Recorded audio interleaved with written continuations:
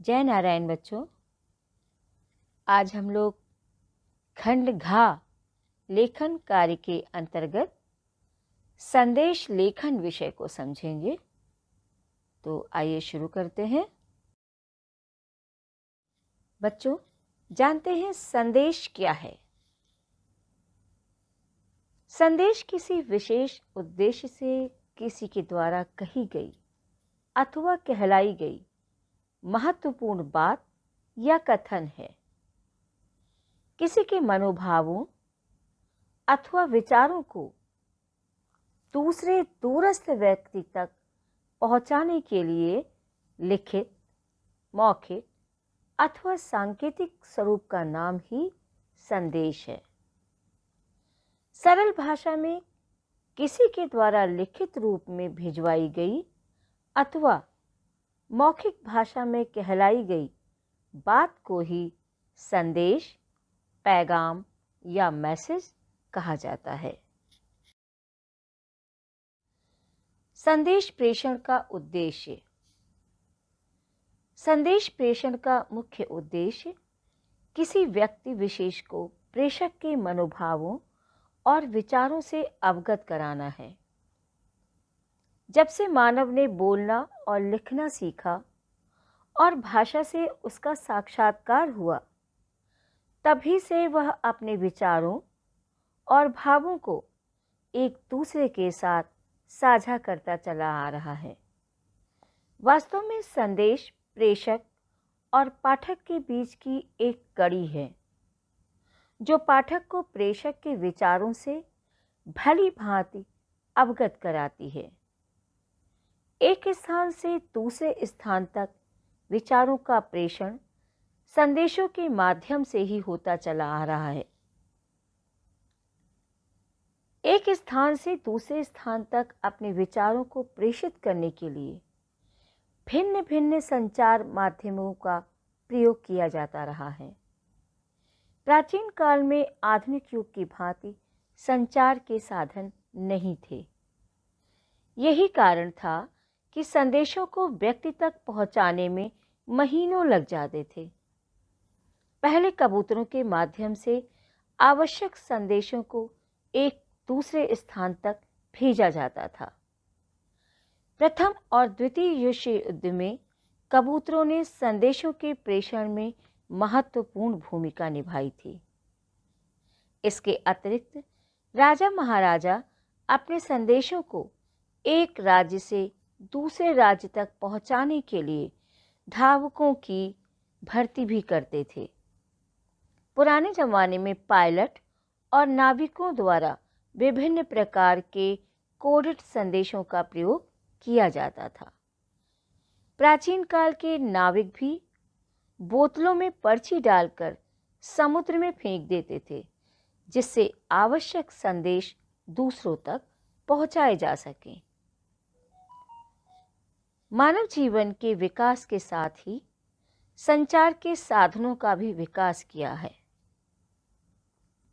उन्नति के पथ पर निरंतर अग्रसर मानव आज इंटरनेट युग में जी रहा है, जिससे किसी भी संदेश को 7 समुंदर पार भी कुछ सेकंड में भेजा जा सकता है।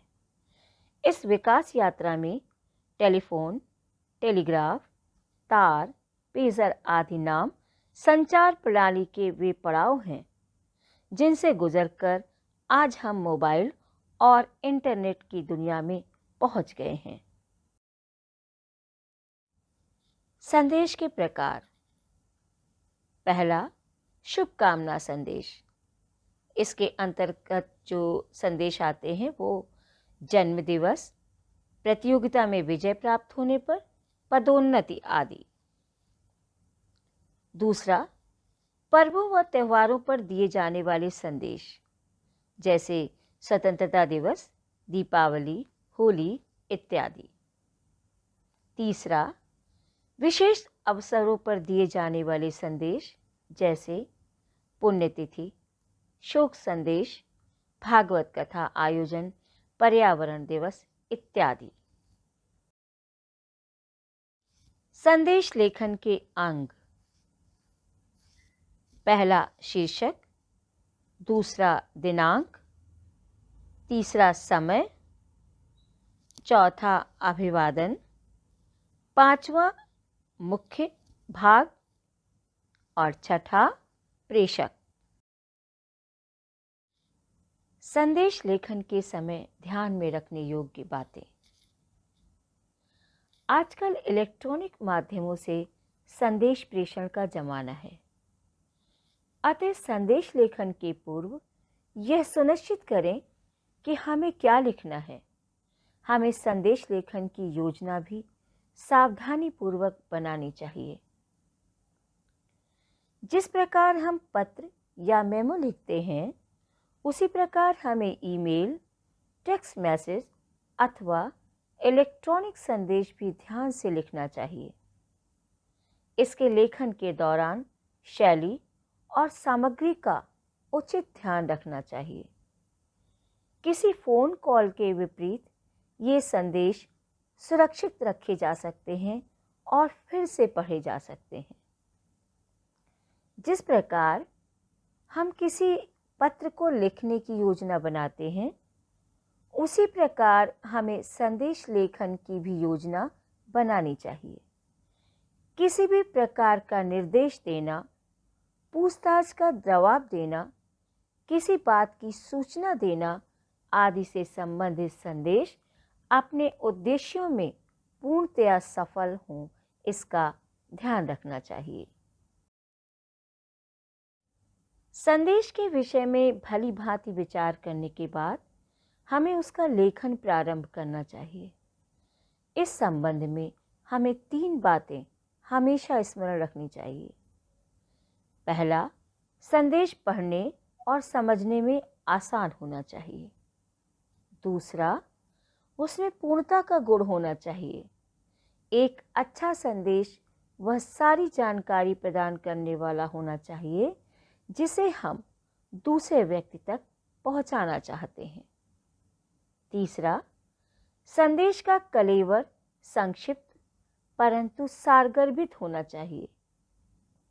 किसी भी बात की जानकारी बिंदुवार तरीके से पाठक तक पहुंचाना एक अच्छे संदेश का गुण है।